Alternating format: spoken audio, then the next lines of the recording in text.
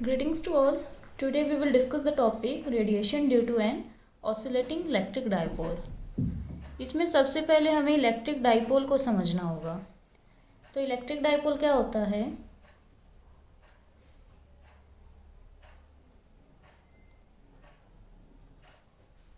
इसमें क्या होता है, दो चार्ज पार्टिकल्स इक्वल मैग्नीट्यूड के यानी equal and opposite charge particles एक फाइनाइट डिस्टेंस से सेपरेटेड होते हैं। जब लेट अस मैंने कंसीडर कर लिया, ये दो चार्ज पार्टिकल्स हैं, ये है प्लस क्यू और ये है माइनस क्यू। ये दोनों एक finite distance, let us assume that this is DL length, इससे सेपरेटेड है। तो इनका इलेक्ट्रिक डाइपोल होगा, वो कैसे रिप्रेजेंट किया जाएगा? P is equal to Q D L.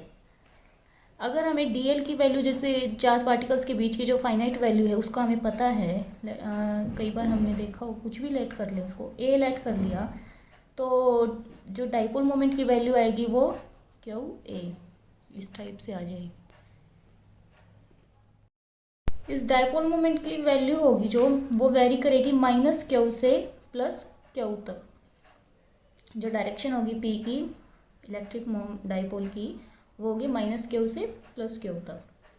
सो हम इसको कैसे इसकी डिफाइन करेंगे कि electric dipole consist of two equal and opposite charges separated by a finite distance.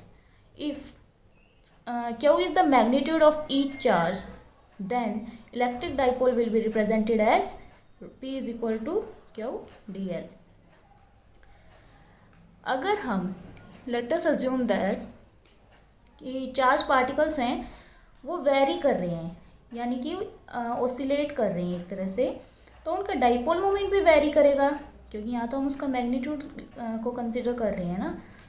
तो अगर हम अज्यूम कर लें कि साइनसोइडली मूव कर रहे हैं dipole, let us assume that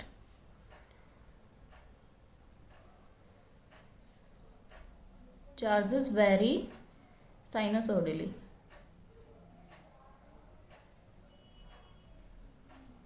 So therefore their dipole moment will vary as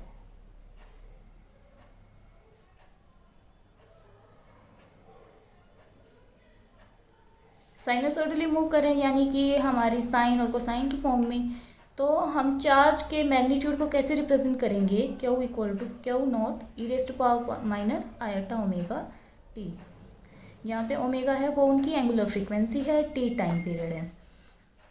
तो अब इस वैल्यू को हम डाइपोल मोमेंट की जो हमने वैल्यू ली थी जिससे डिफाइन करे थे पी, उसमें पुट कर देते हैं। तो क्यू की जगह क्यू नॉट वाली ये वाली टर्म पुट करेंगे हम, तो आएगा हमारे पास q not E raise to power minus iota omega t और साथ में आएगा डी एल जो हमारी चार्ज सेपरेशन था। तो ये वैल्यू हमने पुट कर दी। अब हमने क्या देखा था कि P है वो हमारा क्यू डी एल के इक्वल था। अब यहाँ पे हम क्यू नॉट कंसिडर करें, तो यहाँ भी अगर क्यू नॉट कंसिडर करेंगे और इस साइड को हम P नॉट मान लें, तो हमारे पास आ जाएगी equation P not equal to Q not D L. यहाँ पे हमारे पास क्यू नॉट है और डी एल है, इसकी प्लेस पे हम P नॉट पुट कर देंगे। तो यहाँ लिखेंगे put P not equal to Q not D l. We get P is equal to P naught E raise to power minus iota omega T.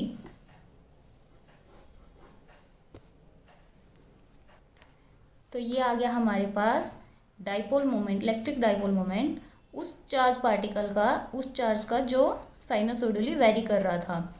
इसी चीज़ को हम ऑसिलेटिंग डाइपोल भी बोलते हैं।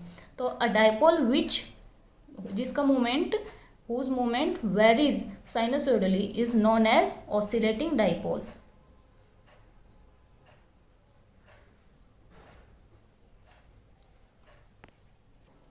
ये तो कोई ऐसा डाइपोल मोमेंट, ऐसा डाइपोल जिसका मोमेंट ऑसिलेट कर रहा हो साइनसोइडली, मतलब साइन कोसाइंस की वेव की फॉर्म में वेरी कर रहा हो, तो उसको, उस डाइपोल को बोलेंगे ऑसिलेटिंग डाइपोल। ये हमारा कहाँ कहाँ यूज़ होता है? टीवीज़ में, रेडियोज़ में और एंटीनाज में। इनमें जो टीवी, रेडियो और एंटीनाज होते हैं, इनकी जो फंक्शनिंग होती है उसमें बहुत सारे large number of electric dipoles connected होते हैं एक सीरीज़ में, जो जिसकी वजह से ये वर्क करते हैं। अब जो ऑसिलेटिंग डाइपोल्स थे, जैसे ये क्या हुआ, हमने क्या बोला कि ये जो चार्ज पार्टिकल्स हैं ये ऑसिलेट कर रहे हैं, जिसकी वजह से यहाँ पे डाइपोल मोमेंट आ रहा है। तो अब जो चार्ज पार्टिकल है वो ऑसिलेट कर रहे हैं, यानी कि ये अपनी पोजीशन से मूव कर रहे हैं। तो यहाँ पे ये एक्सेलरेटेड चार्ज पार्टिकल्स बोलेंगे इनको हम, एक्सेलरेटेड चार्ज पार्टिकल। और जो हमें पता है कि जो एक्सेलरेटेड चार्ज पार्टिकल्स होते हैं वो रेडिएशंस को एमिट करते हैं, तो ये जो ऑसिलेटिंग इलेक्ट्रिक डाइपोल होगा इसकी वजह से भी यहाँ पे रेडिएशंस एमिट होंगी। अब हमने जो डाइपोल मोमेंट निकाला था P, उसका टाइम रेट ऑफ चेंज निकालेंगे कि भाई टाइम के साथ कितना चेंज आ रहा है उसमें, उस डाइपोल में। तो उसके लिए हम इसको क्या करेंगे, डेरिवेट कर देंगे विद रिस्पेक्ट टू T। तो यहाँ पे आएगा dp/dt। अब dp/dt है, इसको हम P नॉट भी लिखते हैं, यानी कि P डॉट, यानी कि यहाँ पे P है वो वन टाइम डेरिवेटेड है विद रिस्पेक्ट टू T। अब P की वैल्यू हमने क्या निकाली थी, P is equal to Q D L consider किया था हमने, पता इलेक्ट्रिक डाइपोल की जो इनिशियल वैल्यू दी थी। अब इस वैल्यू को हम यहाँ पुट कर देंगे, तो ये d/dt of Q D L, यहाँ पे क्यू का डेरिवेशन हो जाएगा विद रिस्पेक्ट टू T, तो ये आएगा dq/dt इंटू में dl। अब हमें ये आ गया हमारे पास charge flow per unit time. अब हमें पता है कि charge flow per unit time होता है वो करंट के इक्वल होता है, यानी कि dq/dt हमारा करंट I के इक्वल होगा। अगर हम यहाँ पे I पुट कर दें तो हमारे पास क्या वैल्यू आएगी, P not equal to I/dl, यानी कि जो टाइम रेट चेंज होगा इसका इलेक्ट्रिक डाइपोल का, उस ऑसिलेटिंग डाइपोल का वो इक्वल होगा करंट एलिमेंट के। अब हमने क्या डिस्कस किया था अभी थोड़ी देर पहले ही, कि जो ऑसिलेटिंग इलेक्ट्रिक चार्ज है, ऑसिलेटिंग, वो हमारा एक्सेलरेटेड चार्ज की तरह बिहेव करेगा, और जो एक्सेलरेटेड चार्ज पार्टिकल्स होते हैं वो हमारे रेडिएशंस को एमिट करते हैं।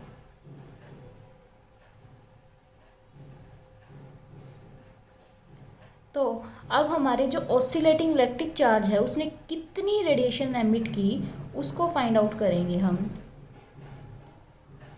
तो इसके लिए क्या अज्यूम करते हैं, लेट अस अज्यूम दैट कि dipole consists of two spheres located along z-axis.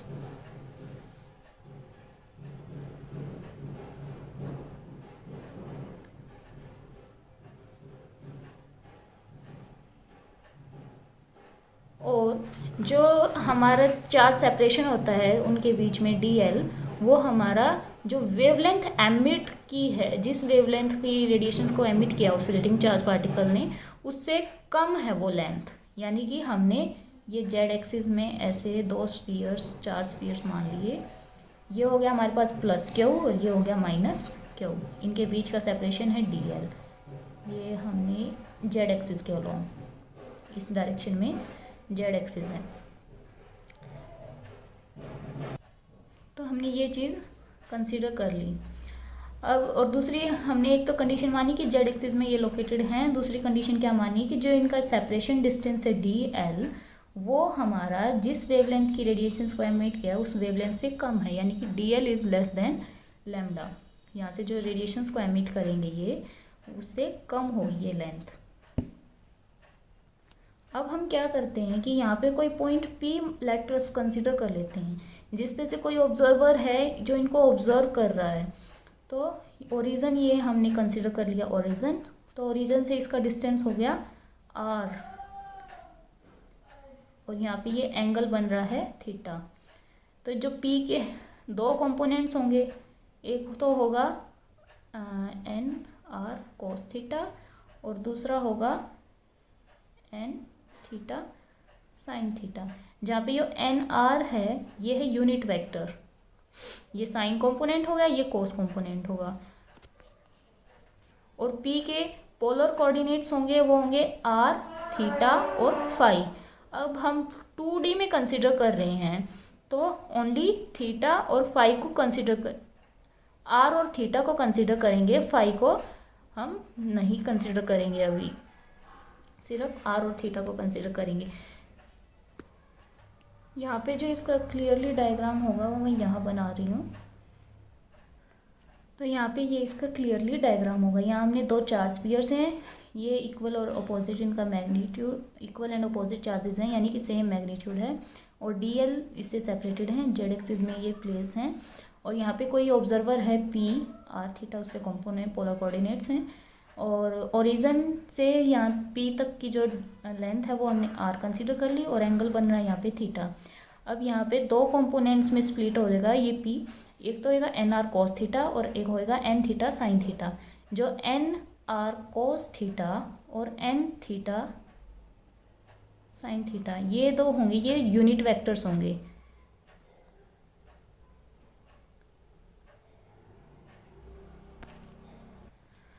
अब हमें ये कितनी रेडिएशंस एमिट करेंगे, ये जो ऑसिलेटिंग डाइपोल होगा ये कितनी रेडिएशंस को एमिट करेगा, इसके लिए हमें कुछ पैरामीटर्स को फाइंड आउट करना पड़ेगा। फर्स्ट होगा हमारा वेक्टर पोटेंशियल, जिसको हम रिप्रेजेंट करेंगे ए से। सेकंड स्केलर पोटेंशियल, जो हम रिप्रेजेंट करते हैं फाई से। थर्ड कंपोनेंट हमें फाइंड करेंगे मैग्नेटिक फील्ड इंडक्शन, जिसको रिप्रेजेंट करेंगे बी से। फोर्थ इलेक्ट्रिक फील्ड स्ट्रेंथ, ई से जिसको रिप्रेजेंट करेंगे कैपिटल ई से। और जो फिफ्थ कंपोनेंट होगा वो होगा पॉइंटिंग वेक्टर,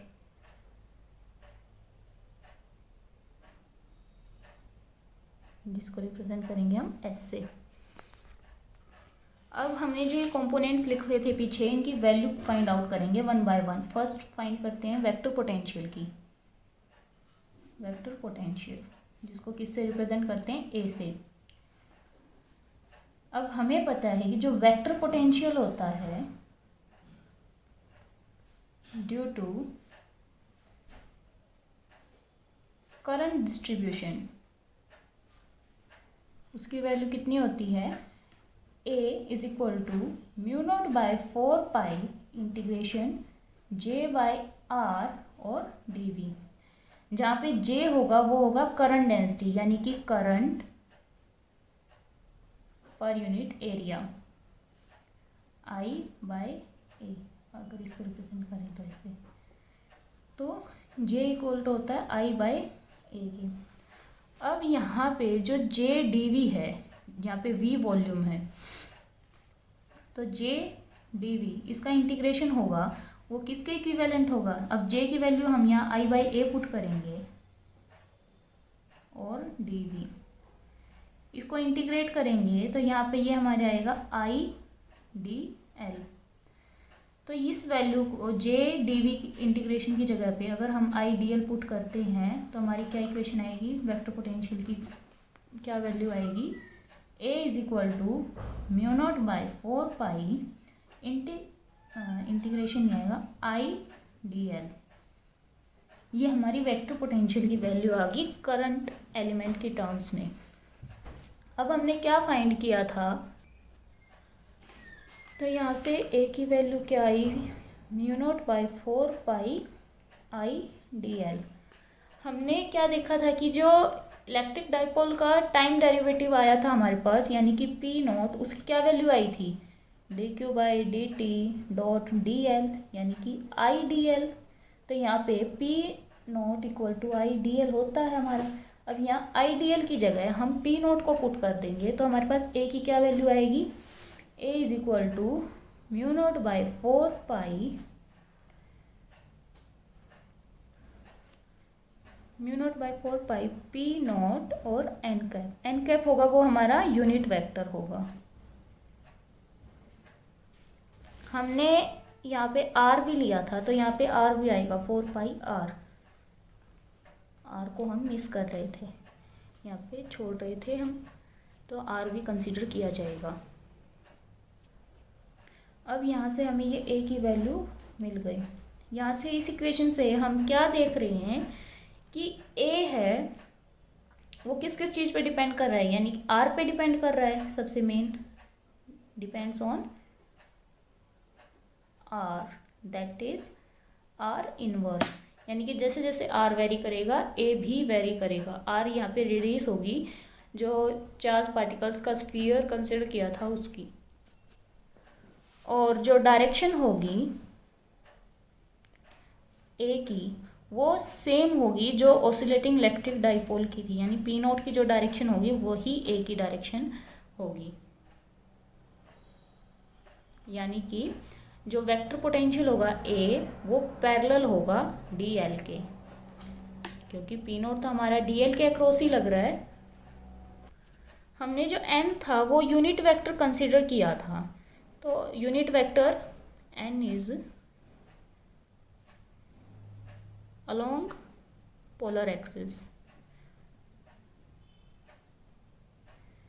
यानी कि हमने यूनिट वेक्टर कहाँ पे, ये कंसेप्ट कहाँ आया था, जब हमने जो स्प्लिट किया था, यहाँ पे पी ऑब्जर्वर था और यहाँ पे दो कंपोनेंट्स में स्प्लिट कर दिया था, एन आर कोस थीटा और एन आर साइन थीटा की टर्म्स में। तो यहाँ पे उस टर्म को अगर हमें इकट्ठा सम अप करके लिखना है तो कैसे लिखेंगे, N cap equal to N R cos theta minus N theta sine theta. अब ये जो वैल्यू आई है इसको हम अपनी प्रीवियस इक्वेशन जो निकाली थी हमने, ये वाली, इसमें पुट अप कर देंगे। इसके लिए चलिए नंबरिंग कर लेते हैं एक बार। इसके लिए नंबरिंग कर लेते हैं। इनिशियल में हमने जो वैल्यू निकाली थी फर्स्ट ये वाली, और सेकंड इसको दे देते हैं पी नॉट, और थर्ड इक्वेशन इसे लेट कर लेते हैं। फोर्थ इक्वेशन जो हमने ये करंट एलिमेंट की टर्म्स में ए की वैल्यू निकाली इसको देंगे, और फिफ्थ इसको दे देते हैं। हमने जो एन की वैल्यू निकाली है N R cos theta minus N R sine theta, उसको इस फिफ्थ इक्वेशन में यहाँ पे पुट करेंगे, यहाँ पे। तो हम फिफ्थ इक्वेशन को एक बार यहाँ पे रीराइट कर लेते हैं। क्या थी हमारी, A equal to mu not by 4 pi R P nought N cap, ये थी हमारी फिफ्थ इक्वेशन। अब जो ये एन की वैल्यू निकाली है इसको हम इस इक्वेशन में यहाँ पे पुट करेंगे, तो हमें क्या मिलेगा, therefore we will get the equation. जो ए है हमने क्या लिया था कि भाई जो 3D में होगा तो उसके पोलर कोऑर्डिनेट्स होंगे आर थीटा और फाई, तो हमारा जो वेक्टर पोटेंशियल होगा वो भी तो अलोंग आर और अलोंग थीटा और अलोंग फाई मतलब डिफरेंट हो सकता है ना। तो इसको भी कंपोनेंट्स की फॉर्म में स्प्लिट कर देंगे।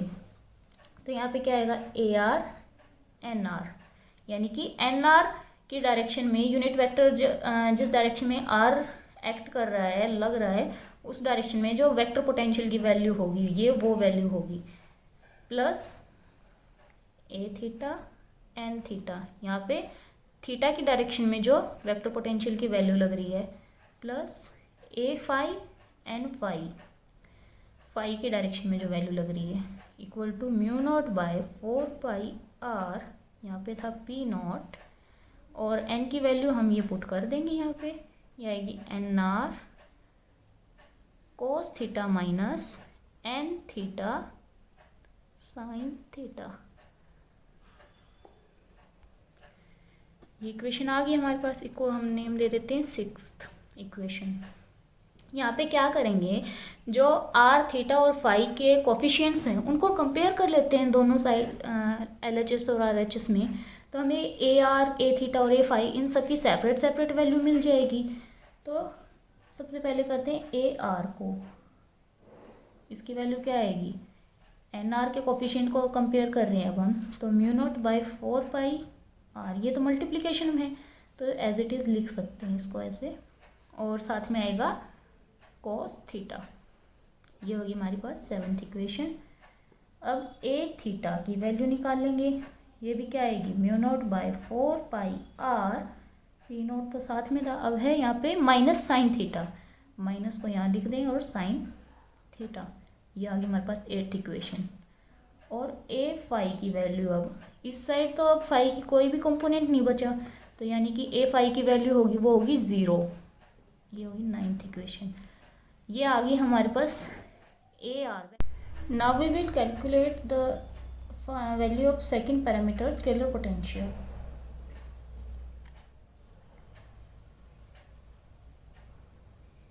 जिसको रिप्रेजेंट करते हैं फाई से। अब तक हमने वेक्टर पोटेंशियल की वैल्यू निकाली थी आर के अलोंग, थीटा के अलोंग और फाई के अलोंग। अब हम निकालेंगे स्केलर पोटेंशियल की वैल्यू। हमें पता है कि फ्री स्पेस में लॉरेंज की क्या कंडीशन होती है, the Lorenz condition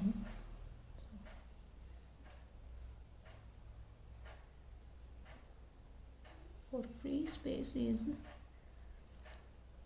divergence of A is equal to plus mu naught epsilon naught curly phi by curly t is equal to 0। ये होती है हमारी, इसको लिखेंगे 10th इक्वेशन।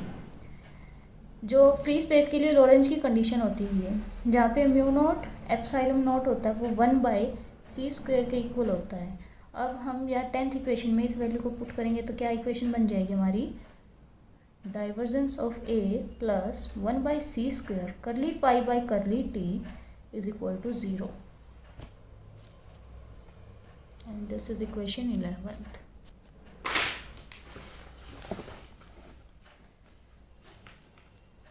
अब हमें पता है कि डाइवर्जेंस ऑफ ए यानी कि डेल डॉट ए, इसकी वैल्यू स्फेरिकल पोलर कोऑर्डिनेट्स के टर्म में क्या होती है, del dot A is equal to 1/r² curly by curly r into r² A R plus 1/r sine theta curl by curl theta A theta और sine theta plus 1/r sine theta curl by curl A phi, ये value होती है। अब हम इसको, वैसे ये कहाँ से कैसे आया इसको डिफाइन करेंगे तो बहुत लेंथी एक्सप्रेशन हो जाएगा, तो इसको हम डायरेक्ट ही पुट करते हैं। वैसे ये कैसे आ सकता है, हम स्पेरिकल पोलर कोऑर्डिनेट्स की टर्म में डेल की वैल्यू पुट करते हैं और ए को ए आर ए थीटा और ए फाई इस टर्म कंपोनेंट्स की टर्म में लिख के उनकी डॉट प्रोडक्ट को सोल्व करना है, बस सिंपल। तो ये इक्वेशन, ये वैल्यू आ गई। अब हमारी जो प्रीवियस इक्वेशन थी यानी कि divergence of A plus 1/c² curly phi by curly t equal to 0, उस इक्वेशन में हम इसकी जो ये वैल्यू निकाली है हमने पूरी डाइवर्जेंस ऑफ ए की, इसको पुट करेंगे तो हमारे पास कर्ली, अगर हम उस इक्वेशन से क्या करें कि curly phi by curly t की वैल्यू निकाल लें तो क्या आएगी हमारे पास, वो थी हमारे पास plus 1/c² curly phi by curly t equal to 0। यहाँ से curly phi by curly t की वैल्यू निकालेंगे, क्या आएगी माइनस के c² और डाइवर्जेंस ऑफ ए यानी कि माइनस के c² डेल डॉट ए। तो यहाँ पे ये वैल्यू पुट करेंगे अब हम डेल डॉट ए की, जो हमने स्फेरिकल पोलर कोऑर्डिनेट्स की टर्म में लिखी है। तो यहाँ से curly phi by curly t, यहाँ पे फाई है हमारा स्केलर पोटेंशियल, इसी की वैल्यू चाहिए हमें फाई की, तो ये निकालेंगे तो क्या आएगा माइनस के c² और अंदर ये पूरी वैल्यू रखी जाएगी 1/r² curly by curly r² A R plus 1/r sine theta curl by curl theta A theta sine theta plus 1/r sine theta curl by curl phi A phi, इसको name दे देंगे। अब तक हमने 11 दिया था, 12th इक्वेशन होगी। यहाँ पे अब ए आर, ए थीटा और ए फाई की जो हमने वैल्यू निकाली थी वेक्टर पोटेंशियल की, वो वैल्यूज़ जो 7th 8th और 9th इक्वेशन से, उन वैल्यूज़ को यहाँ पे पुट करेंगे अब हम। तो ये क्या आ जाएगा हमारे पास, curl phi by curl T side है, तो ये आएगा माइनस के C square 1/r², curl by curl R mu into r² mu not by 4πr P not cos theta plus 1/r sine theta, curl by curl theta, और A theta की value आएगी minus mu not by 4πr P not, और साथ में multiplication में आएगा sine square theta, क्योंकि एक साइन थीटा पहले ही था और ए थीटा की टर्म्स में भी साइन थीटा आई थी टर्म, तो ये एक साइन थीटा वहाँ से और एक साइन थीटा ये ऑलरेडी था, तो साइन स्क्वायर थीटा हो जाएगा। अब ए फाई की वैल्यू हमारे पास 0 आई थी, तो यहाँ पे ये कंप्लीट टर्म 0 हो जाएगी।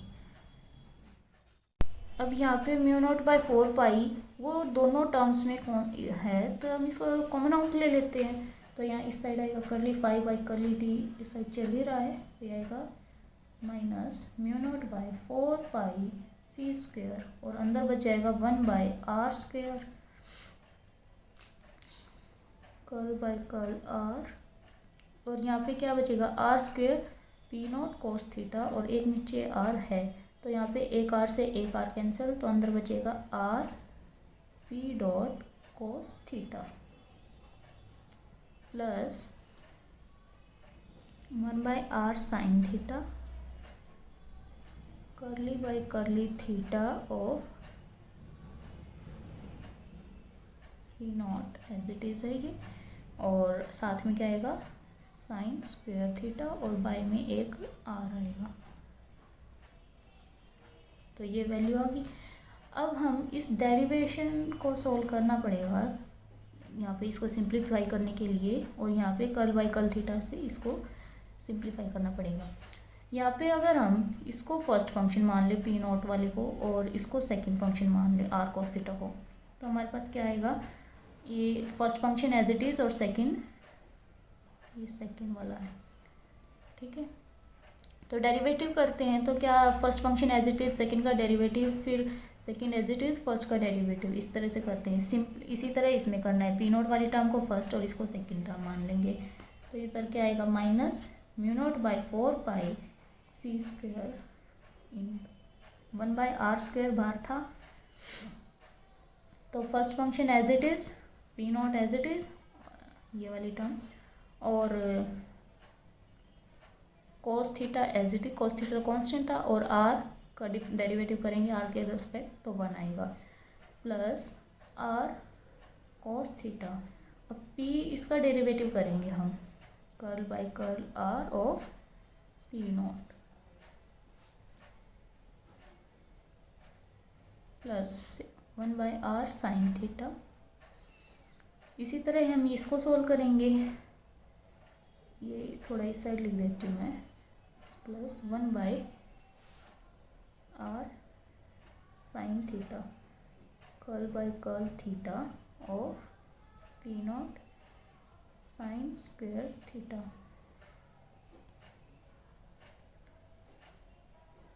अब यहाँ पे देखिए पी नॉट तो कांस्टेंट है, क्योंकि पी नॉट क्या था dq/dt, तो पी नॉट को तो यहाँ पे थीटा की कोई भी टर्म तो कांस्टेंट है, एज अ कांस्टेंट बिहेव करेगा पी नॉट, तो इसका डेरिवेटिव होगा वो सिर्फ साइन स्क्वायर थीटा के विद रिस्पेक्ट डेरिवेटिव होगा।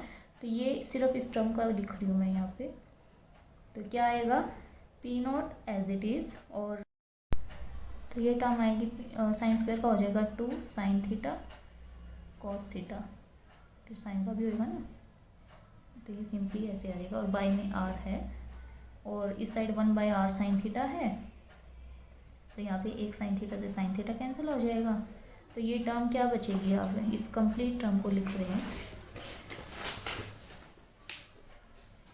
तो आएगा curly phi by curly T is equal to minus mu not by 4π C square, इस तरफ आएगा तो P not cos theta by are square, 1/r² multiplication में था ना, तो इस साइड आया था आर कॉस थीटा, तो एक आर से एक आर कैंसिल, यहाँ पे ये देखिए ये टर्म आई थी, यहाँ पे आर कॉस थीटा था और बार 1/r², इससे मल्टीप्लाई करेंगे तो एक आर से एक आर कैंसिल हो जाएगा, यहाँ पे बचेगा cos theta curly by curly r of p dot, तो इसको ही लिखा है यहाँ cos theta by r curly by curly r of P not plus 1/,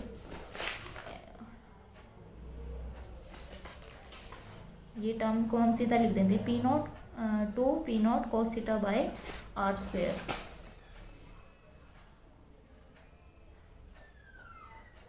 और इधर आएगा पी नॉट, ये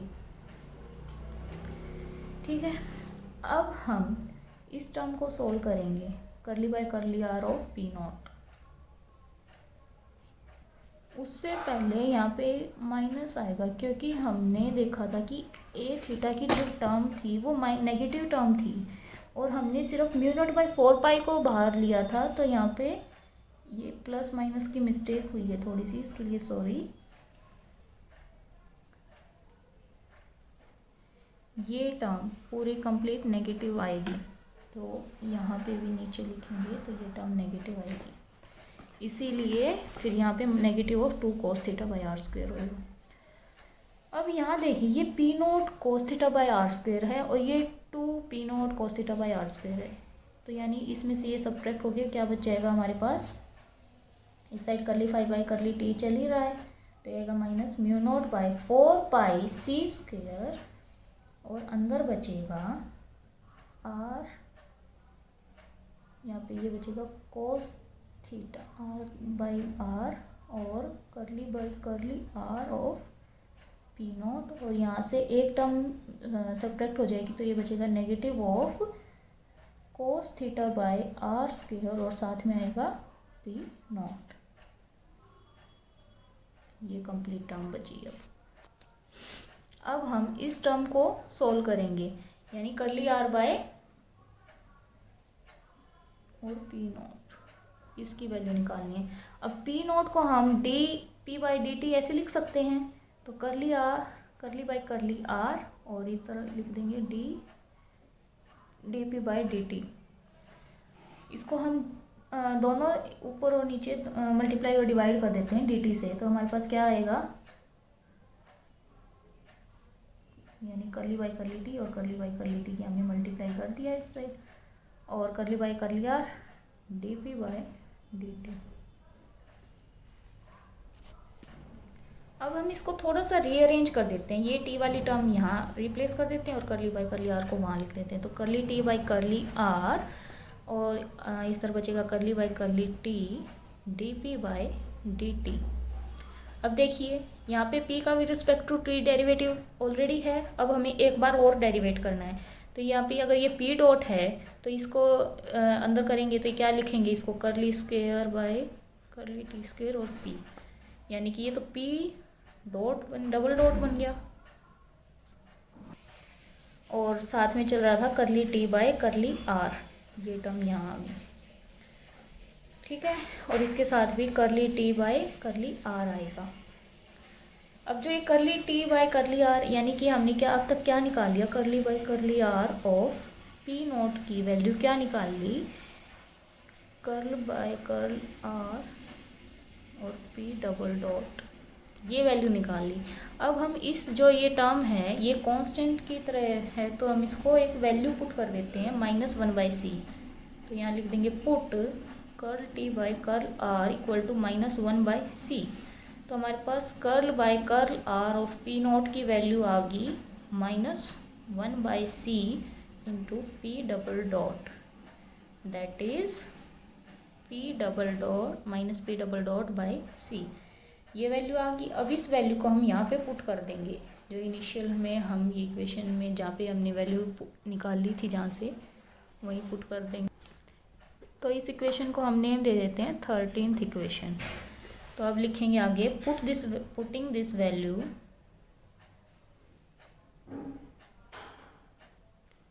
in equation 13 we will get what?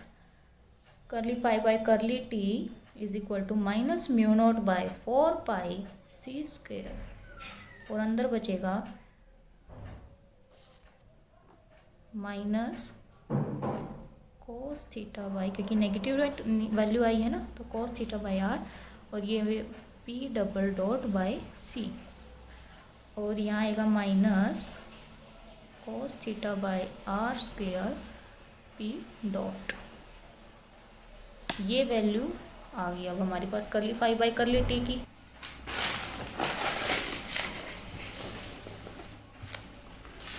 यहाँ पे हम सी पुट कर रहे थे। अब हमने क्या देखा था कि म्यू नॉट एप्सिलॉन नॉट की जो वैल्यू होती है वो 1/c² होती है। तो यहाँ से अगर हम सी की वैल्यू c² की वैल्यू निकालें तो 1/म्यू नॉट एप्सिलॉन नॉट हो जाएगी, ठीक है। और सी की निकालेंगे तो यहाँ पे क्या बचेगी 1/√μ नॉट एप्सिलॉन नॉट। हमारी जो प्रीवियस इक्वेशन अभी निकाली थी इसमें हमें म्यू नॉट c² है हमारे पास टर्म, तो इसकी वैल्यू निकालेंगे। तो यहाँ से हम सीधा इस इक्वेशन का यूज़ करें, इस ये चीज़ करने की ज़रूरत नहीं है। तो यहाँ से क्या आएगी हमारे पास mu nought c² equal to 1/एप्सिलॉन नॉट वैल्यू आ गई, ठीक है। अब ये वैल्यू पुट कर देंगे तो हमारे पास करली फाई बाई करली टी की क्या वैल्यू आएगी फाइनल 1/4 पाई एप्सिलॉन नॉट, क्योंकि हमने वो पुट कर दिया। और वहाँ से नेगेटिव हमने कॉमन आउट ले लिया, तो एक नेगेटिव ऑलरेडी एग्जिस्ट कर रहा था, तो नेगेटिव नेगेटिव हमारे प्लस बन गया, पॉजिटिव टर्म हो गई ये पूरी। और अंदर क्या था cos theta p dot by are square plus cos theta by are c p double dot. ये हमारी फाइनल वैल्यू होगी। अब यहाँ पे पी डॉट है और पी डबल डॉट है। यहाँ पे अगर हम एक derivative curl by curl T को बाहर निकाल लें तो इस इक्वेशन को कैसे लिख सकते हैं 1/4 pi epsilon nought curl by curl T, और अंदर बचेगा cos theta by are square into में P plus cos theta by are C into में पी डॉट, क्योंकि एक डेरिवेटिव टर्म हमने बाहर निकाल। और इस तरफ था curl phi by curl t. यहाँ से अब हम इन दोनों लेफ्ट हैंड साइड और राइट हैंड साइड को कंपेयर कर रहे हैं, तो कर्ल बाय कर्ल टी है यहाँ, इससे मल्टीप्लिकेशन में है और यहाँ भी मल्टीप्लिकेशन में है, तो दोनों तरफ से कैंसिल आउट हो जाएगा ये टर्म। तो यहाँ से हमें फाई की वैल्यू मिल जाएगी, क्या आएगी ये 1/4 pi epsilon nought cos theta by are square और P plus cos theta by are C into P dot. तो ये हमारी स्केलर पोटेंशियल की वैल्यू आ गई, फाई की वैल्यू आ गई। अब जो फाई की वैल्यू होगी वो किस किस चीज़ पे डिपेंड करेगी, आर स्क्वेयर पे डिपेंड करेगी और आर पे डिपेंड करेगी, ठीक है, और कोस थीटा पे भी डिपेंड करेगी। ये आ गई हमारी स्केलर पोटेंशियल फाई। ये किस चीज़ से डिपेंड करेगा ऑन आर स्क्वेयर और कोस थीटा पे। तो हमने दो पैरामीटर्स की वैल्यू फाइंड आउट कर ली, A R vector potential, A R A theta और ए फाई यानी कि वेक्टर पोटेंशियल की, और फाई की यानी कि स्केलर पोटेंशियल की। अब थर्ड पैरामीटर पे चलते हैं, वो क्या होगा हमारा मैग्नेटिक फील्ड इंडक्शन, जिसको हम रिप्रेजेंट कर रहे थे बी से।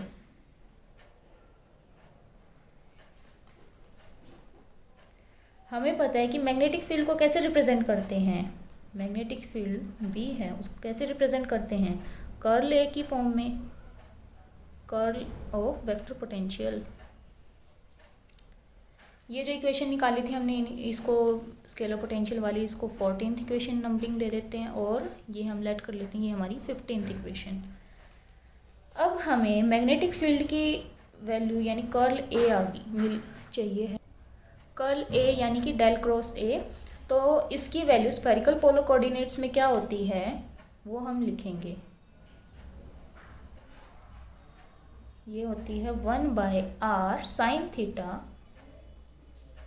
Curl by curl theta into a phi sine theta minus curly a theta by curly phi, साथ में आएगा एन आर कैप यानी कि unit vector, plus 1/r 1 sine theta curl a r by curl phi minus curl by curl r into में r a phi और साथ में आएगा n theta, plus 1/r curl by curl are of r A theta minus curl a r by curly theta और साथ में आएगा N phi. ये भी सिंपली जैसे डाइवर्जेंस ऑफ ए की वैल्यू बताई थी मैंने कि हमें डेल वेक्टर की वैल्यू रख देनी है और ए वेक्टर पोटेंशियल की वैल्यू रख देनी है, यानी ए आर ए थीटा ये फाइव कंपोनेंट्स की टर्म में लिखनी है और इनकी क्रॉस प्रोडक्ट को सोल्व करना है। तो यहाँ पे कर्ल ए हमारा बी के इक्वल था, तो ये वैल्यू आ गई हमारी कंप्लीट बी की, ये कंप्लीट वैल्यू आ गई बी की। अब यहाँ भी इस इक्वेशन में क्या देख रहे हैं हम, हमारे पास फाई ए फाई है यानी वेक्टर पोटेंशियल फाई के अलोंग, और ए आर की टर्म्स हैं और ए थीटा की टर्म्स हैं। तो हमने इनिशियल में जो वेक्टर पोटेंशियल की वैल्यू निकाली थी ए आर ए थीटा और ए फाई की, उन वैल्यूज़ का यूज़ अब यहाँ करेंगे। अब फाई कंपोनेंट तो हमारे पास ज़ीरो था, तो ये टर्म तो पूरी ज़ीरो हो जाएगी, ये वाली टर्म यहाँ पे ज़ीरो होगी, और यहाँ पे फाई का ए थीटा है जो उसमें फाई का कोई भी कंपोनेंट नहीं था, तो वहाँ भी ये जो हमारा वेक्टर पोटेंशियल था थीटा के अलोंग उसमें फाई का कोई भी कंपोनेंट नहीं था, तो ये फाई कांस्टेंट मतलब फाई जब है ही नहीं तो वहाँ उसका डेरिवेटिव करेंगे तो ज़ीरो ही आएगा, तो ये फर्स्ट टर्म कम्प्लीटली ज़ीरो आएगी। सेकेंड टर्म में देखते हैं a r with respect to phi, यहाँ पे आर में भी फाई का कोई भी कंपोनेंट था तो ये टर्म भी ज़ीरो आ गई, और यहाँ पे ए फाई की वैल्यू हमारे पास ज़ीरो थी तो ये ए फाई ये वाली टर्म भी ज़ीरो होगी, यानी फर्स्ट टू टर्म्स तो ज़ीरो कैंसिल हो गई हमारे पास, उनका कोई आगे कंसिडर नहीं करेंगे। अब थर्ड टर्म में देखते हैं क्या क्या वैल्यू आएंगी हमारी।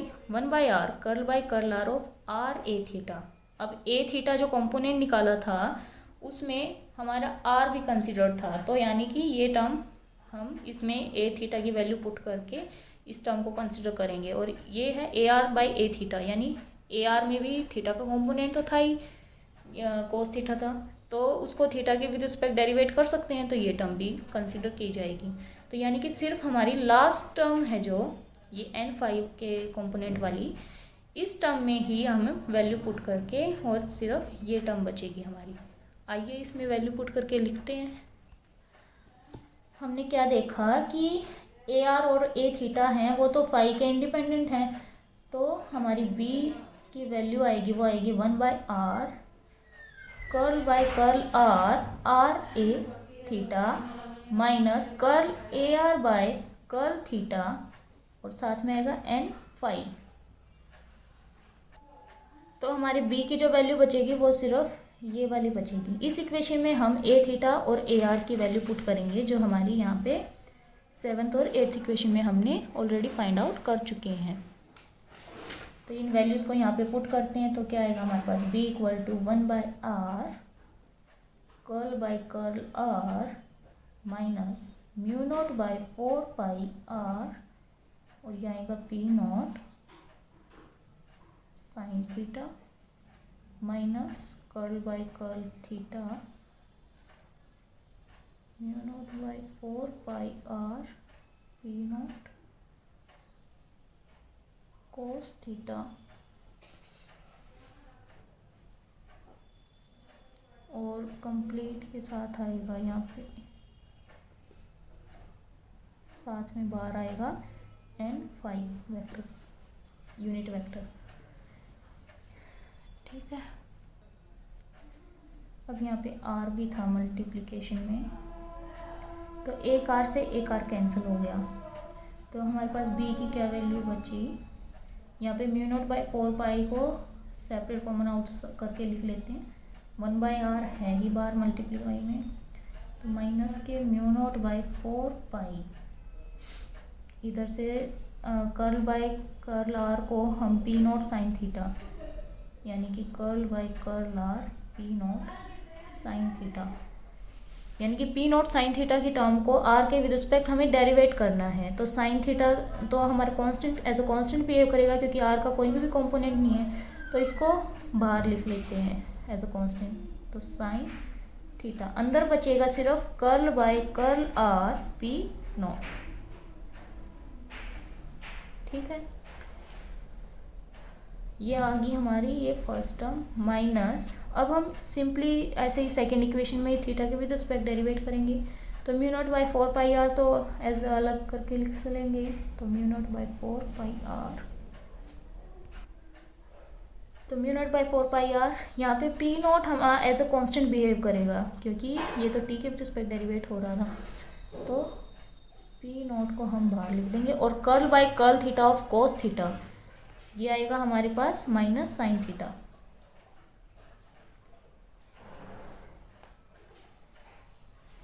ठीक है, उससे पहले अगर हम यहाँ इक्वेशन में सिंप्लीफिकेशन अच्छे से लिखना चाहें तो क्या लिखेंगे, कर्ल बाई कर्ल थीटा और इंटू में कोस थीटा, ये आएगा n5। नेक्स्ट स्टेप में हम इसकी वैल्यू पुट कर देंगे माइनस साइन थीटा, और यहाँ पे ये हमने पहले ऑलरेडी सोल्व कर रखा है, curl by curl are of P not की वैल्यू। इसको कैसे लिख सकते हैं, curl by curl are of d P by D T. अब कर्ली टी से मल्टीप्लाई कर दिया और कर्ली टी से डिवाइड कर दिया, और इसको ऐसे लिख दिया D P by D T. तो यहाँ पे इसको रीअरेंज कर दिया, curl T by curl are और कर्ल बाई कर्ल टी, यह आएगा D P by D T. अब D P by D T already है, उसको एक बार फिर से डेरिवेट करेंगे, तो यानी कि कर्ल स्क्वायर, यहाँ पे डी है तो कर्ल आएगा यहाँ पे, curl square by curl t square और पी, और यहाँ साथ में the curl T by curl r. ये हमने अभी थोड़ी देर पहले स्केलर पोटेंशियल में भी इसकी वैल्यू को -1/c पुट कर लिया था। तो यहाँ लिख देंगे put curl T by curl are equal to -1/c। तो और इसको हम पुट कर देंगे p डॉट डबल डॉट, तो हमारे पास curl by curl are of P not की क्या वैल्यू आ जाएगी, p double dot by minus का। अब ये टर्म हम यहाँ पुट कर देंगे, और कर्ल बाय कर्ल थीटा, ये माइनस पी डॉट बाय सी वाली टर्म को हम यहाँ पे वैल्यू पुट कर देंगे, और curl by curl theta of cos theta क्या आएगा, माइनस के साइन थीटा। तो इन दोनों वैल्यूज़ को यहाँ पे पुट करते हैं, तो हमारी बी की क्या वैल्यू आएगी वो देखते हैं। 1/r minus mu not by 4 pi sine theta और मल्टीप्लाई में minus P double dot by c minus mu not by 4 pi are p dot, और साथ में आएगा माइनस साइन थीटा, साथ में n5 कैप। अब नेगेटिव नेगेटिव यानी प्लस हो जाएगा, तो ये वैल्यू आएगी 1/r म्यू नॉट बाई 4 पाई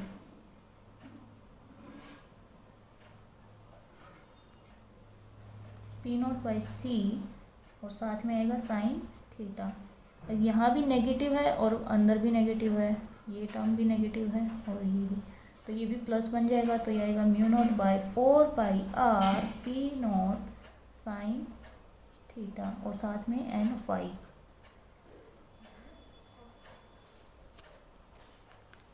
अब यहाँ से अगर हम म्यू नॉट बाई 4 पाई को कॉमन आउट ले लें और r को अंदर मल्टीप्लाई कर दें, तो हमारे पास b की क्या वैल्यू आएगी,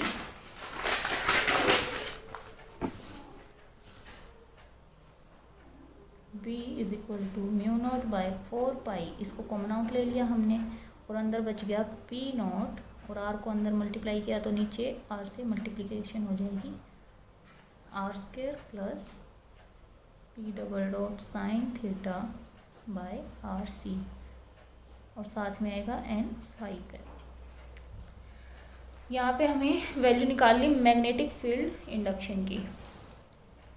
अब जो मैग्नेटिक फील्ड इंडक्शन यानी B की वैल्यू होगी वो किस किस फैक्टर पे डिपेंड करेगी, फर्स्ट साइन थीटा, और बी किसके साथ वेरी करेगा, आर स्क्वेयर और 1/r² और 1/r। यहाँ पे कैसे भी लिख सकते हैं इनको, दैट इज r का इन्वर्स का स्क्वायर और r इन्वर्स। तो b है वो इन दो फैक्टर्स पे डिपेंड करेगा। और जो मैग्नेटिक फील्ड इंडक्शन b की वैल्यू होगी वो अलोंग द एक्सिस तो मिनिमम होगी, यानी जो हमने ये माना था +q और -q। तो यहाँ पे हम क्या डिस्कस कर रहे थे कि b है वो मिनिमम होगा अलोंग द एक्सिस और मैक्सिमम होगा इक्वेटोरियल पोजीशन पे।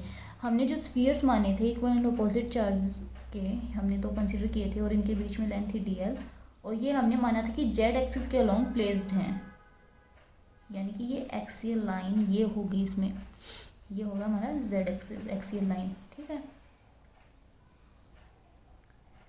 तो b की जो वैल्यू होगी अलोंग दिस लाइन वो होगी मिनिमम। अगर यहाँ पे हमारा कोई भी पॉइंट है, लेट कर लेते p, a या b कुछ भी लेट कर लिया हमने, a पॉइंट लेट कर लिया, और ये हमारी होगी इक्वेटोरियल पोजीशन।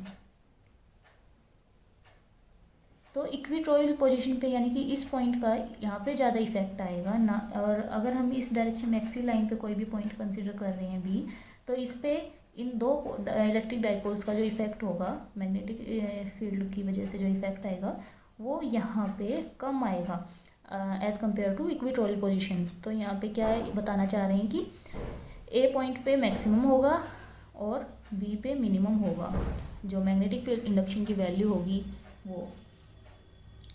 हमने क्या कंसिडर देख लिया है कि साइन थीटा पे डिपेंड कर रहा है बी की वैल्यू, और इसमें दो मतलब वेरी करने वाली दो टर्म्स हैं, 1/r² और 1/r, यानी इनके साथ वेरी करेगी बी की वैल्यू। अगर स्मॉल r की वैल्यूज़ के लिए कंसिडर करें तो यहाँ पे इस इक्वेशन में इसको नेम दे देते हैं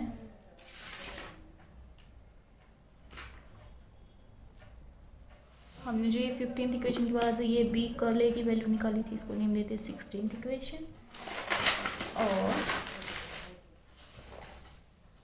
इसको नेम दे देते हैं 17th इक्वेशन।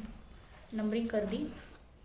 जो जितनी भी स्मॉल r की वैल्यूज़ होंगी उनके लिए b की ये फर्स्ट वाली टर्म डोमिनेट करेगी, और जो लार्ज वैल्यू होंगी उनके लिए ये वाली टर्म लास्ट टर्म डोमिनेट करेगी।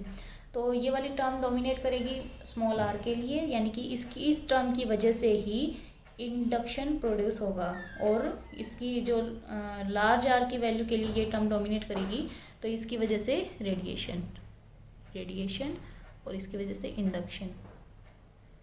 तो अब हम बी इंडक्शन और बी रेडिएशन की वैल्यू लिखें तो वो कैसे लिखेंगे, इस इक्वेशन में पी नॉट और पी डबल डॉट का यूज़ हुआ है। तो यहाँ पे अगर हम पी नॉट को आई डी एल पुट कर दें तो हमारी क्या इक्वेशन बन जाएगी, बी इंडक्शन,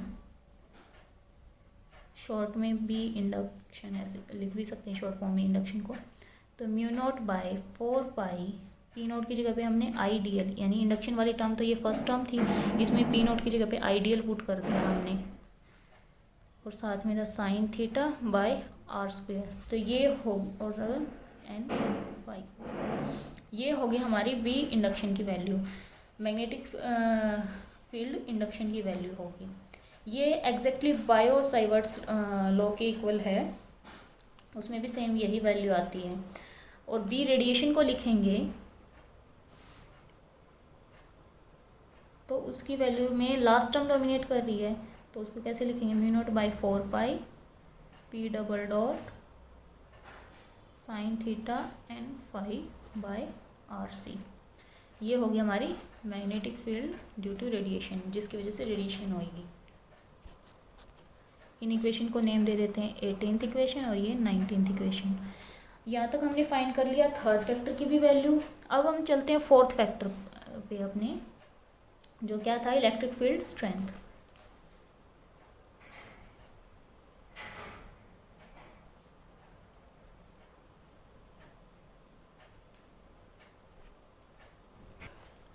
अब हमें पता है कि इलेक्ट्रिक फील्ड जो इक्वेशन होती है वो कैसे लिख सकते हैं हम, -ग्रेड फाई। इसको हमने यूनिट फर्स्ट में भी लिखा था ऐसे, कर्ल A/कर्ल T। अब ग्रेड फाई को स्केलर मतलब स्फेरिकल पोलर कोऑर्डिनेट्स की टर्म में लिखेंगे तो ई की क्या वैल्यू आ जाएगी हमारे पास, ग्रेड फाई की वो वैल्यू पुट कर देंगे। नेगेटिव में है ये curl by curl R N R plus 1 by R curl phi by curl theta N theta plus 1 by R sine theta curl phi by curl phi N phi और minus curl by curl T और A के component, ए को भी हम components की term में लिख देंगे, यानी a r N R plus a theta N theta plus A phi N phi. इन इक्वेशन को नेम देते हैं 20th इक्वेशन और ये है 21st इक्वेशन हमारी। अब इस इक्वेशन में हमने जो फाई की वैल्यू निकाली थी स्केलर पोटेंशियल और vector potential A R A theta a phi, इनकी वैल्यूज़ को यहाँ पे पुट कर देंगे। यानी कि देखिए 7th 8th और 9th इक्वेशन में हमें ये वेक्टर पोटेंशियल की वैल्यू मिल गई थी और 14th इक्वेशन में हमें स्केलर पोटेंशियल फाई की वैल्यू मिल गई थी और ये हमें मैग्नेटिक फील्ड इंडक्शन की वैल्यूज़ मिली थी। तो फिलहाल हमें 7th 8th 9th और 14th इक्वेशन का यूज़ करना है इन इक्वेशन 21।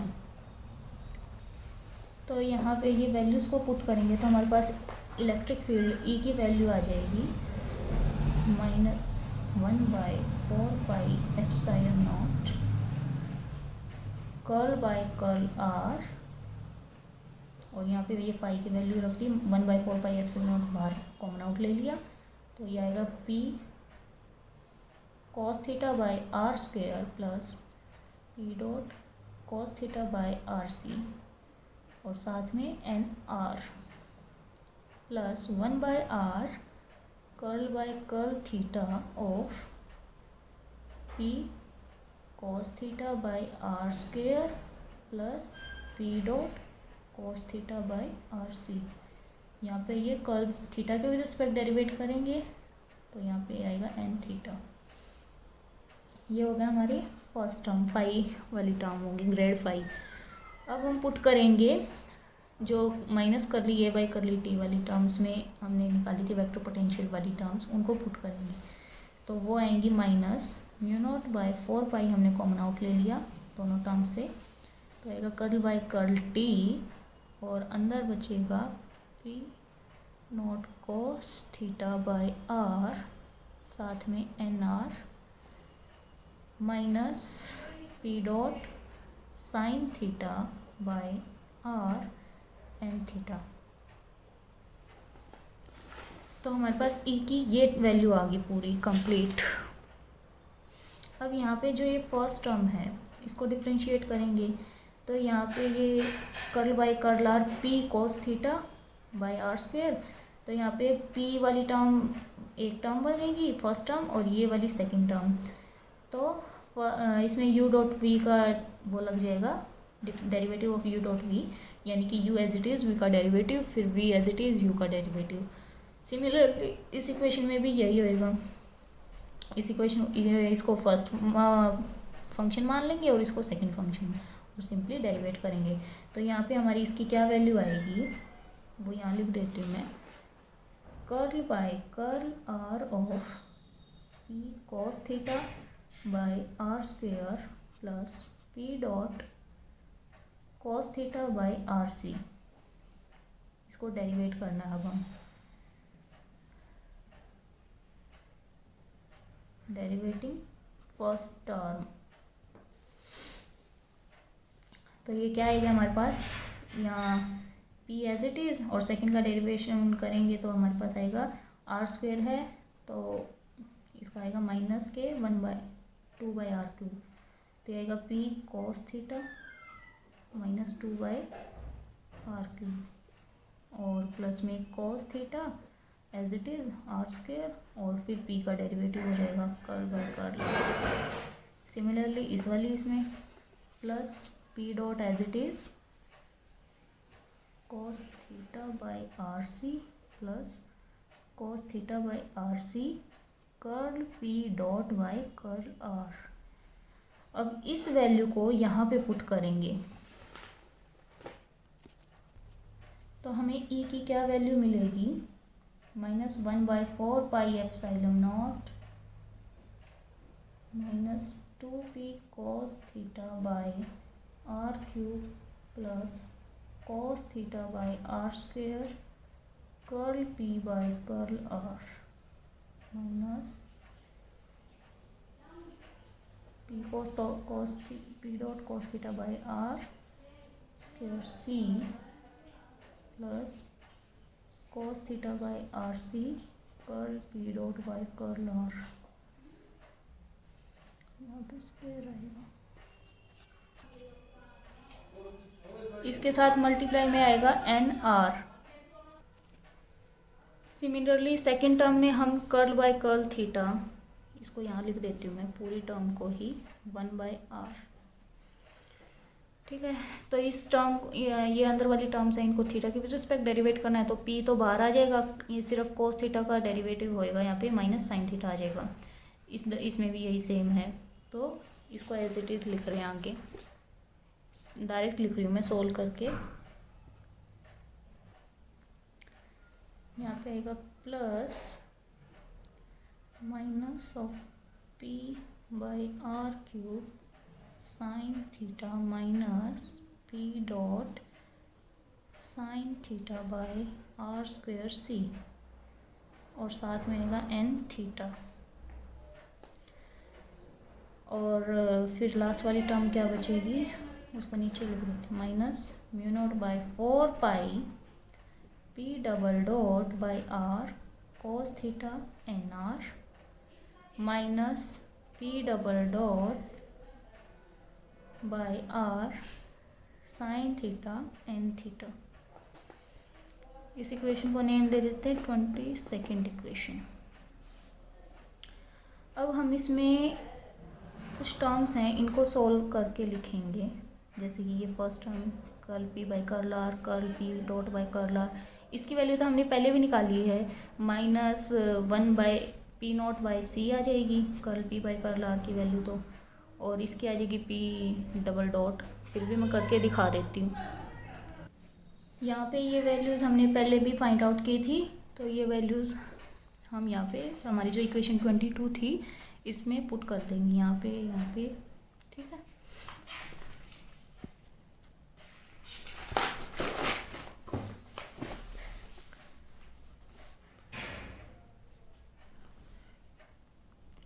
अब हमने क्या देखा था कि c की वैल्यू आई थी, वो हमारी आई थी 1/μ0 और इसका अंडर द रूट, यहाँ से c स्क्वेयर की क्या वैल्यू आएगी 1/μ0 इक्वल टू 1/c स्क्वेयर, और यहाँ से μ0 की वैल्यू आ गई 1/ε0 c स्क्वेयर। हमारी जो इक्वेशन 22 थी उसमें ये वैल्यू पुट कर देंगे। तो कर्ल बाय कर्ल आर, और वो curl p by curl r और curl by curl r of p dot और μ0, ये सारी वैल्यूज़ हमने हमारी जो इक्वेशन प्रीवियस इक्वेशन आई थी कि उसमें पुट कर दी, तो हमें ये इक्वेशन मिली है।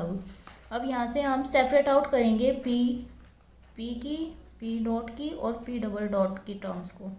यहाँ पे जो कैंसिल होता होगा वो कैंसिल कर देंगे, जैसे कि यहाँ पे p डॉट कॉस, ये टर्म यहाँ इससे कैंसिल हो रही है। ठीक है, तो आगे लिखेंगे collecting terms containing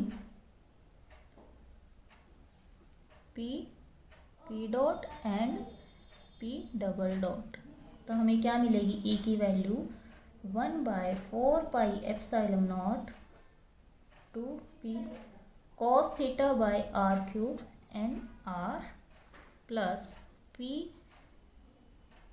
sign theta by r cube N theta, ये हमारी p वाली टर्म होगी। अब सेकंड p डॉट की लिखेंगे 1/4πε0 2p dot cos theta by r square c n r, यहाँ पे कैप लगेगा सभी पे क्योंकि ये यूनिट वेक्टर है, plus p dot sine theta by r square c, ये सेकंड टर्म, और फिर p डॉट की टर्म आ गया। अब p डबल डॉट वाली टर्म को लिखेंगे, तो ये आएगी 1/4πε0, पी डबल डॉट वाली एक ही टर्म थी, p double dot sine theta by c square r, और साथ में आएगा एन थीटा। तो हमारे पास ये इक्वेशन आ गई, final equation. Electric field strength की वैल्यू आ गई हमारे पास फाइनल। ये जो इसमें फर्स्ट टर्म होगी, ये फर्स्ट पार्ट होगा इस टर्म इक्वेशन का, ये हमारा रिप्रेजेंट करेगा स्टैटिक इलेक्ट्रिक फील्ड को, जो स्टैटिक फील्ड लग रही है इलेक्ट्रिक डाइपोल को, उसको रिप्रेजेंट कर रही है ये टर्म। और जो सेकंड पार्ट होगा वो ई इंडक्शन की वजह से जो भी हमारी इलेक्ट्रिक फील्ड पे स्ट्रेंथ हुई है, प्रोड्यूस हुई है वहाँ पे, वो रिप्रेजेंट कर रही है। और जो थर्ड है वो रेडिएशन फील्ड, मतलब कि कितनी रेडिएशन एमिट हुई है इलेक्ट्रिक फील्ड स्ट्रेंथ की वजह से, उसको डिटरमाइन कर रही है। तो यहाँ से लिखें तो क्या लिखेंगे, E static is equal to 1/4πε0 2p cos theta by R cube N are plus p sine theta by R cube N theta. और E induction is equal to 1/4πε0 2p dot cos theta by are square C N are plus p dot sine theta by are square C N theta. और E radiation ये आएगी हमारे पास 1/4πε0 p double dot sine theta by C square are आएगा। बाकी सभी जगह are square सी है, लेकिन एक ये सिंगल टर्म है जहाँ पे सी स्क्वायर आर आया है, और यहाँ आएगा एन थीटा। ये जो हमारी प्रीवियस इक्वेशन आएगी इसको नंबरिंग देते 23 थर्ड इक्वेशन, ये होगी हमारी 24th इक्वेशन, 25th और ये 26th। तो यहाँ से हमने ये फाइंड कर ली, इलेक्ट्रिक फील्ड स्ट्रेंथ को फाइंड आउट कर लिया हमने। अब हम बात करते हैं अपने last and fifth component which is pointing vector. इसको रिप्रेजेंट करते हैं कैपिटल एस से। हमने पढ़ा है कि जब इलेक्ट्रोमैग्नेटिक वेव होती हैं जो, वो एनर्जी की फॉर्म होती हैं, जो कि ऑसिलेटिंग इलेक्ट्रिक फील्ड और ऑसिलेटिंग मैग्नेटिक फील्ड से कंबाइन, उनसे मिलके बनी हुई होती हैं। और जब इलेक्ट्रोमैग्नेटिक फील्ड वेव्स होती हैं जो ये ट्रैवल करती हैं, तो वहाँ पे एनर्जी का ट्रांसफ़र होता है। और ये जो ट्रांसफ़र होता है एनर्जी का, कि भाई कितनी एनर्जी ट्रांसफर्ड हुई है, उसको पॉइंटिंग वेक्टर से कैलकुलेट करते हैं। तो अब हम लिखते हैं जो एनर्जी फ्लो हुई है उसी को कैलकुलेट करेंगे यहाँ पे।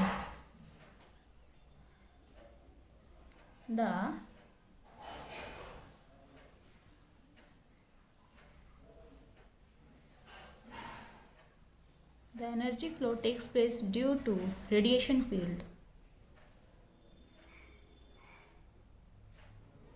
is given by S। तो हम कैसे लिखेंगे, E मल्टीप्लाई H, ये मैग्नेटिक फील्ड और ये इलेक्ट्रिक फील्ड की वजह से। जहाँ पे जो E है ये electric field vector, EF vector, और जो H है वो मैग्नेटिक फील्ड वेक्टर। अब हमें पता है कि B होता है जो, वो हमारा म्यू नॉट H के इक्वल होता है। तो यहाँ से अगर हम H की वैल्यू निकालें तो क्या आएगी, H equal to B by mu naught, और इस वैल्यू को यहाँ पुट कर देंगे तो S क्या आएगा, E cross B by mu not. अब हमने अब तक इलेक्ट्रिक फील्ड यानी E की वैल्यू भी निकाल ली और B की वैल्यू भी निकाल ली है, तो उन दोनों वैल्यूज़ को यहाँ पे पुट कर देंगे। हमने प्रीवियसली निकाला है from equation 19th B radiation की वजह से जो ये वैल्यू आई है, और इलेक्ट्रिक फील्ड में जो रेडिएशन की वजह से जो वैल्यू आई, यानी 19 और 26th इक्वेशन का यूज़ यहाँ पे करेंगे हम। तो using equation 19 and 26 we get S की वैल्यू आएगी 1/4πε0 P double dot sine theta by c square r n theta cross, यहाँ पे b की वैल्यू पुट करेंगे तो mu not by 4 pi p double dot sine theta by are c cross 1 by mu naught और साथ में आएगा n फाई। तो यहाँ पे म्यू नॉट से म्यू नॉट कैंसिल और ये वैल्यू इसको टर्म को सॉल्व करेंगे तो हमारे पास क्या वैल्यू बचेगी, s इज इक्वल टू, यहाँ पे जो n थीटा और n फाई की प्रोडक्ट होगी, n theta cross n phi, इसको n r लिख सकते हैं हम। तो एक तो ये चीज़ यूज़ करेंगे और दूसरा यहाँ पे ये मल्टीप्लिकेशन 4 पाई यहाँ पे और 4 पाई यहाँ, तो 16 पाई स्क्वायर हो जाएगा एप्सिलॉन नॉट और c क्यूब और r स्क्वायर नीचे आ जाएगा और ऊपर सेम टर्म है p double dot sine theta और यहाँ भी p double dot sine theta, तो इसका स्क्वायर हो जाएगा। तो हमारे पास क्या वैल्यू आएगी, 1 by 16 pi square epsilon naught c cube r square और ऊपर बचेगा p डबल डॉट इसका स्क्वायर और साइन स्क्वायर थीटा, साथ में आएगा n theta cross n phi. अभी अभी बताया इसको एन आर लिख सकते हैं, तो नेक्स्ट टर्म में इसको एन आर लिख देंगे और ये बचेगा हमारे पास p डबल डॉट इसका square sine square theta by 16 pi square epsilon naught c cube r square और इसकी प्लेस पे रख देंगे एन आर। तो ये थी हमारी फाइनल वैल्यू पॉइंटिंग वेक्टर की। तो अब तक हमने जितने भी पैरामीटर्स थे, वो वेक्टर पोटेंशियल हो या स्केलर पोटेंशियल हो, मैग्नेटिक फील्ड इंडक्शन हो या फिर इलेक्ट्रिक फील्ड स्ट्रेंथ, उन सब की हेल्प से जो हमारी टोटल एनर्जी एमिट हुई, रेडिएटेड हुई, यानी टोटल एनर्जी रेडिएशन, जो रेडिएशन एनर्जी थी उसको हमने कैलकुलेट कर लिया, वो हमारी आई पॉइंटिंग वेक्टर की हेल्प से। ये इस हमारी आई p डबल डॉट का square sine square theta by 16 pi square epsilon naught c cube r square और n r, ये हमारी